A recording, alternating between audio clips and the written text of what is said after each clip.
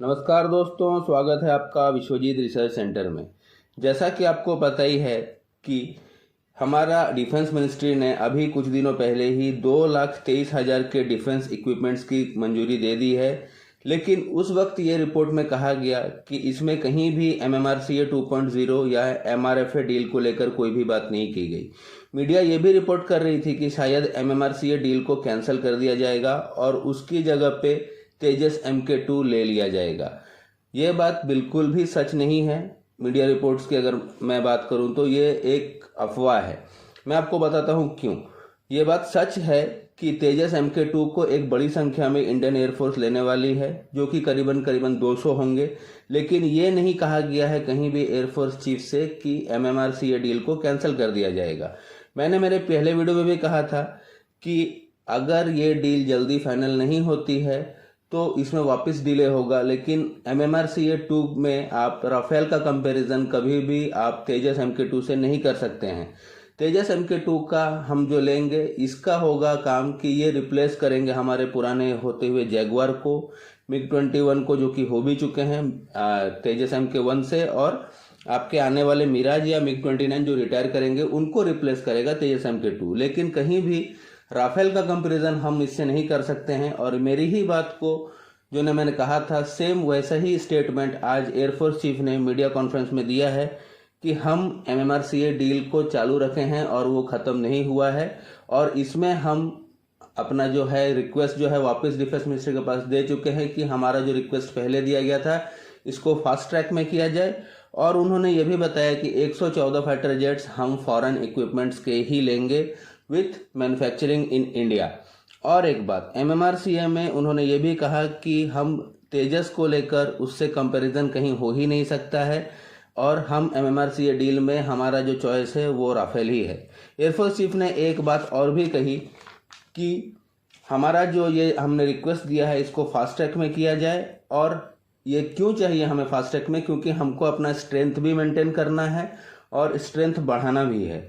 जैसा कि आप लोग जानते हो कि MMRCA डील में मेन कॉम्पिटिटर्स जो थे लास्ट में बचे हुए, ये F-15EX थे, Su-35, Su-57, ग्राइपन और राफेल है। राफेल शुरू से ही इसमें बढ़त बना के रखा हुआ है, क्योंकि जो भी रिक्वायरमेंट्स इंडियन एयरफोर्स को चाहिए इस डील के अंदर, जो भी फाइटर जेट्स आएंगे उसमें राफेल ना ही हर चीज को पूरा कर रहा है, इनफैक्ट सबको सरपास करके सबसे आगे जा रहा है। इस टाइम पे राफेल से अच्छा मल्टी रोल फाइटर जेट इस कैटेगरी में, मीडियम वेट कैटेगरी में, कोई भी नहीं है। इंडियन एयरफोर्स चीफ ने यह भी कहा प्रेस कॉन्फ्रेंस के दौरान कि हम गवर्नमेंट को बता चुके हैं कि हमारा मोस्टली जो हमको इंटरेस्ट है वो राफेल में ही है, और राफेल ही हम लेना चाहते हैं क्योंकि वो हर एक चीज जो हमारा फुलफिलमेंट है राफेल के द्वारा ही हो रहा है। Rafale is the most suitable platform for us, ये उन्होंने कहा है। और एयरफोर्स चीफ ने एडिशन में ये भी कहा है कि हम राफेल का 114 नहीं बल्कि हम इसको बढ़ा भी सकते हैं और हम इससे ज़्यादा भी लेने का ट्राई कर रहे हैं। आपको बता दूं, एयरफोर्स चीफ ने कहा है अभी के लिए हमने गवर्नमेंट को बोला है 140 एयरक्राफ्ट। और ये देखकर बहुत अच्छा लगता है कि जब एक फोर्स दूसरे फोर्स की भी सिफारिश करती है, जैसे कि एयरफोर्स ने नेवी के लिए भी कहा। उन्होंने कहा कि 26 राफेल M और नेवी को दे दीजिए, क्योंकि ये भी उतने ही कैपेबल हैं जितने एयरफोर्स के राफेल F4 स्टैंडर्ड के जो हैं। तो एयरफोर्स चीफ, आर्मी, नेवी, ये तीनों जब एक दूसरे से मिलकर चलती है तो चीज़ें बहुत जल्दी होती हैं। आपको बता दूं, जो ये 26 नेवी के लिए लिए गए हैं, इससे एडिशनल में और 26 राफेल M का प्रपोजल भी इंडियन नेवी ने और एयरफोर्स ने साथ में मिलकर दिया है। अभी आपको बता दूं, MMRCA डील के अंदर राफेल लेना ही सुटेबल क्यों है? क्योंकि अभी हमारे पास राफेल का पूरा सेटअप है, हमारे पायलट्स ट्रेंड हैं, हथियार हम उसमें अपना इंटीग्रेट कर सकते हैं, प्लस फ्रांस का भी कर सकते हैं। और दूसरी बात, हमारे पास आफ्टर सर्विस का लिए भी हमारे पास MRO फैसिलिटी खोली गई है राफेल के लिए। और दूसरे प्लेन्स अगर भारत लेता है तो इसमें एक बहुत बड़ा क्या चेंज आएगा, इसमें आप समझिए उसके लिए अलग से आपको स्टेशंस बनाने पड़ेंगे, एयर फाइटर जेट्स को रखने के लिए हैंगर्स बनाने पड़ेंगे, पायलट्स को ट्रेनिंग देनी पड़ेगी, अलग से वेपन्स भी परचेज करने होंगे। और ये साथ ही में आपको एक इकोनॉमिकली भी वाइबल नहीं होगा, क्योंकि हमारे पास जो चीज़ों की फैसिलिटी है उससे अगर दूसरा लेते हैं तो वापस से एक नया बनाना पड़ेगा, तो ये खर्चा भी बढ़ा देता है। डसॉल्ट ने जो बात की है कि रिलायंस के साथ, आपको जैसे पता होगा भारत में राफेल जो बनाती है डसॉल्ट एविएशन, उसका टाई अप है। उन्होंने ये कहा है कि एक बार हमें इंडियन गवर्नमेंट एक कंफर्म ऑर्डर दे दे, हम रिलायंस के भी स्टेक परचेज कर लेंगे और अपना राफेल का पूरा प्रोडक्शन लाइन भारत में बैठा दिया जाएगा, प्लस एमआरओ फैसिलिटी के साथ। उन्होंने एडिशन में ये भी बोला है कि भारत की फैसिलिटी से ही हम जो प्रोडक्शन करेंगे इसको ही एक्सपोर्ट मार्केट में भेजा जाएगा, मीन्स एक्सपोर्ट ऑर्डर्स भी भारतीय प्रोडक्शन लाइन से ही निकलेंगे। तो इस पे वो बोल रहे हैं कि हमको लेकिन एक कंफर्म ऑर्डर चाहिए और गवर्नमेंट को ये बहुत जल्दी करना चाहिए क्योंकि ये बहुत अच्छा ऑफर है। और एक बात, अभी आपको समझ में आया कि 140 का जो एयरफोर्स चीफ ने कहा है वो किस हिसाब से कहा है।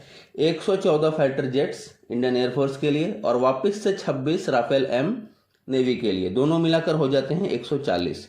आप लोगों को एक बात समझो कि जियोपॉलिटिक्स में आप अपने देश को ही फायदा देखते हैं, हमेशा अपना देश को ही हम ऊपर रखते हैं।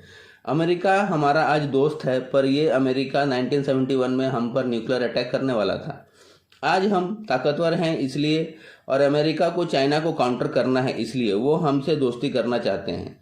मैं 3 देशों को अपना सबसे सच्चा साथी मानता हूं, जिसमें पहला नाम इजराइल का आता है, दूसरा रशिया, तीसरा फ्रांस। इन तीनों देशों ने कभी भी बिना किसी स्वार्थ के हम लोगों से मदद की है और उस वक्त मदद की है, चाहे स्वार्थ के ऊपर भी, जब पूरा दुनिया के मैक्सिमम देश हमारे खिलाफ रहते थे। तो ये एक्चुअली बहुत अच्छी चीज़ है। और राफेल जेट इतना अच्छा और ख़तरनाक जेट है कि इसका कोई आप कंपैरिजन नहीं कर सकते हैं अभी के डेट में दूसरे इसके कैटेगरी के प्लेन से। और अगर भारत जिस हिसाब से डिफेंस सेक्टर में मजबूत हो रहा है, इसमें आप समझिए राफेल का प्रोडक्शन लाइन लगे, चाहे तेजस MK2 का लगे या फिर कोई भी चीज़ हो, इसमें हमको पहली बात तो हमारे पास एक इकोसिस्टम बनता है, प्लस हमारे पास एम्प्लॉयमेंट जनरेट होती है और पैसा भी आता है।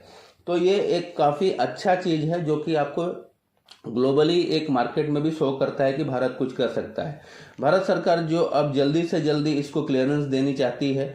एक बात भूल गई थी कि फ्रांस का डसॉल्ट ने एक ऑफर दिया था, इसके लिए मैं बता रहा हूँ, भारत सरकार अभी इस चीज़ को बहुत जल्दी ही क्लियरेंस दे देगी। और एक बात जो मैं बताना भूल गया था कि फ्रांस का डसॉल्ट एविएशन जो है, उन्होंने एक बात और बताई है कि हमारा जो सैफरन है, मतलब डसॉल्ट एविएशन राफेल बनाती है और राफेल का जो इंजन बनाता है ये सैफरन बनाता है। तो ये हम लोग ये दोनों कंपनियां, डसॉल्ट एविएशन और सैफरन, ये दोनों ही हम लोगों को 5th जनरेशन में भी हेल्प करेंगी, प्लस हमारा नया जो कावेरी इंजन का वेरिएंट बनेगा उसको भी बनाने में सपोर्ट करेंगी। तो ये तो हो गई एक बात।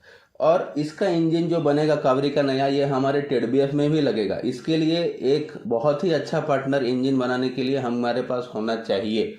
भारत के पास एक बहुत अच्छा मौका है कि भारत और फ्रांस मिलकर वेपन मार्केट में अपना डोमिनेंस बरकरार करें या फिर एक अच्छा स्टेज पर रहें।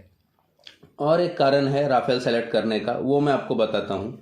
एयरफोर्स और नेवी या नेवी हरदम अपनी चीज़ें एयरफोर्स के हिसाब से ही लेती हैं और एयरफोर्स कोई भी चीज़ मैक्सिमम टाइम नेवी के हिसाब से ही लेता है। ये क्यों? मतलब आप वाइस वर्सा पकड़ के चलिए। आप देखो एग्जाम्पल के रूप में एयरफोर्स यूज़ करती है MiG-29, वहीं नेवी यूज़ करती है अपना एयरक्राफ्ट कैरियर में जो फाइटर एयरक्राफ्ट लेते हैं वो MiG-29K का है। भारत यूज़ करता है राफेल और इंडियन नेवी यूज़ करती है राफेल M। तो इसका फ़ायदा ये होता है कि आपको एक ही MRO फैसिलिटी के अंदर दोनों का रिपेयर, मेंटेनेंस, ओवरहॉलिंग हो सकता है। इसके लिए आपको अलग से कोई बेस बनाने की ज़रूरत नहीं पड़ती है या दो जगह मेंटेनेंस ऑफिसेस खोलने नहीं पड़ते हैं। और एक दूसरे को कॉम्पीट करने के लिए आप दे सकते हैं, कहीं किसकी रिक्वायरमेंट ज़्यादा है या कम है तो वहाँ पे एक दूसरे को ये सपोर्ट कर सकते हैं। तो ये वायबिलिटी बहुत अच्छी रहती है और ये बहुत ही अच्छा रहता है, जिससे आपको समझो कि हर एयर फाइटर जेट का आपका सर्विसिबिलिटी भी बढ़ता है। जो भी फाइटर जेट है उसके सर्विसिबिलिटी भी काफ़ी ज़्यादा बढ़ जाती है। होप आप लोग को समझ में आ गया रहेगा कि राफेल ही लेने वाले हैं MMRC 2 डील के अंदर, और ये 114 नहीं, इससे भी ज़्यादा जा सकते हैं। इनफैक्ट हो सकता है सिर्फ एयरफोर्स ही 126 के करीब ले ले और वापस 26 राफेल M नेवी के लिए। आप लोगों को अभी तक तो इतना ही था वीडियो में। मिलता हूँ नेक्स्ट वीडियो में, तब तक के लिए जय हिंद, वंदे मातरम।